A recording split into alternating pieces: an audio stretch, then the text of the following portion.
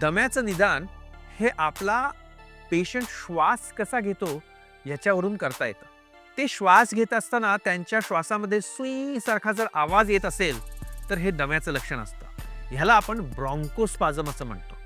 दम्याचं diagnosis करण्यासाठी पल्मोनॉलॉजिस्टची आणि pulmonary function टेस्टची गरज पडते. सोपा उपाय म्हणजे त्याचे ॲलर्जन टाळणं हा असू शकतो. अर्थात घर स्वच्छ ठेवणं, घरात धूळ साठू न देणं, त्याच्यासाठी व्हॅक्यूम क्लीनरचा वापर, पाळीव प्राणी टाळणं, स्मोकिंग टाळणं, पोल्युशन टाळणं, ज्या अन्नपदार्थांपासून किंवा औषधांपासून ॲलर्जी आहे ही औषधं आणि अन्नपदार्थ टाळणं, ह्यांनी दम्याचा ट्रिगर आपल्याला थोपवता येतो.